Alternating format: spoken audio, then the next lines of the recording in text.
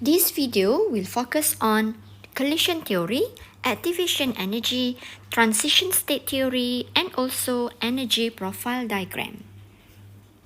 Collision theory is based on the idea that molecules must collide to react, and the collision involved is an effective collision.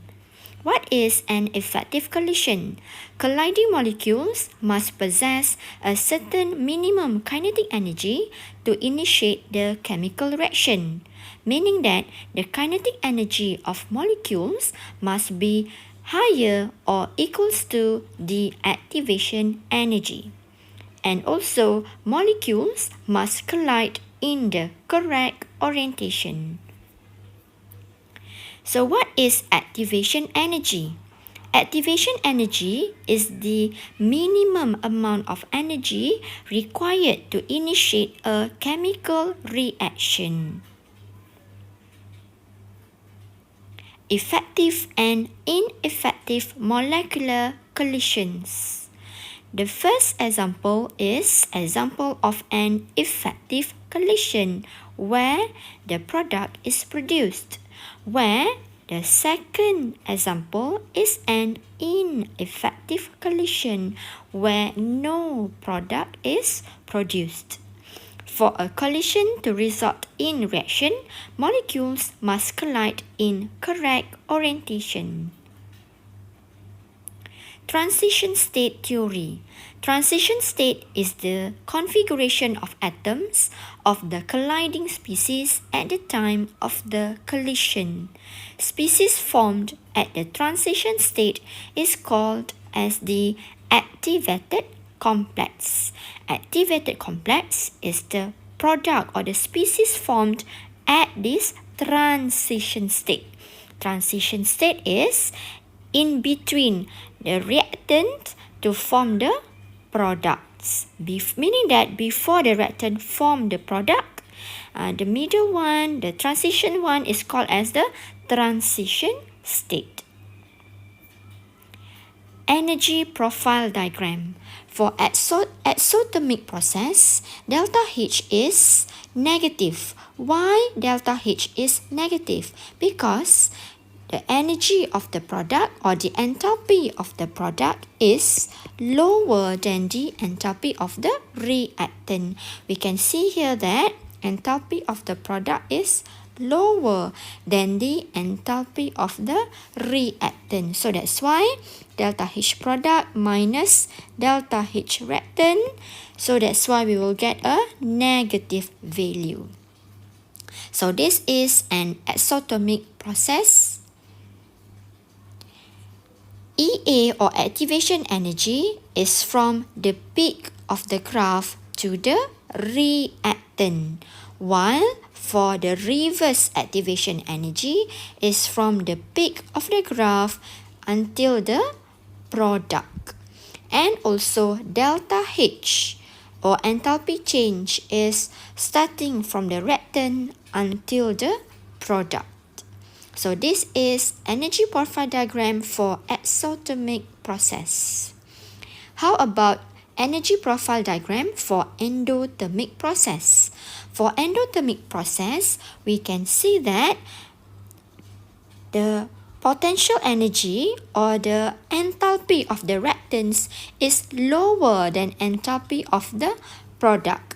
So when you want to calculate the delta H value, delta H is enthalpy of the product minus enthalpy of the reactant. So that's why we will get a positive value. Same goes for the endothermic process where the forward activation energy is from the peak of the graph until the reactants, while the reverse activation energy is from the product until the peak of the graph. And for the enthalpy, the change in enthalpy delta H is from the product until the reactant. Let's see some example. For the reaction A plus B becomes C plus D, the enthalpy change of the forward reaction is positive 21 kilojoule per mole, and the activation energy of the forward reaction is 84 kilojoule per mole. Sketch the reaction profile of this reaction. What is the activation energy of the reverse reaction? So now, this one is actually an exothermic reaction where, this one is actually an endothermic reaction because the enthalpy of the reactant is lower than the enthalpy of the product. Means enthalpy of the product is higher. So when you want to calculate the delta H is equals to delta H product minus delta H reactant. Product lebih tinggi nilai, so that's why positive answer. And this one is actually an endothermic process. Okay, so what should you write at the reactant?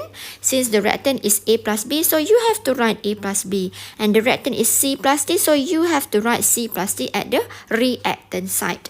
Okay, now let's label.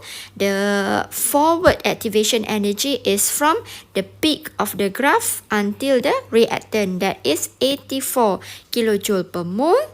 Okay, and then the enthalpy change is from the product until the reactant, that is 21 kilojoule per mole. Okay, so then how to calculate the activation energy for the reverse reaction, meaning that from the peak of the graph until the product. So it is actually 84 minus 21. So you will get the value at this area, that is 63 kilojoule per mole. Next example, a free radical substitution reaction is given as follows. The activation energy for the forward and reverse reactions are 1 to 7 kilojoule per mole and 15 kilojoule per mole respectively. Draw and label completely the energy profile diagram. Determine the enthalpy change for the forward reaction. Okay, now we can see that the forward activation energy is higher than the reverse activation energy. So this one is actually also an endothermic process.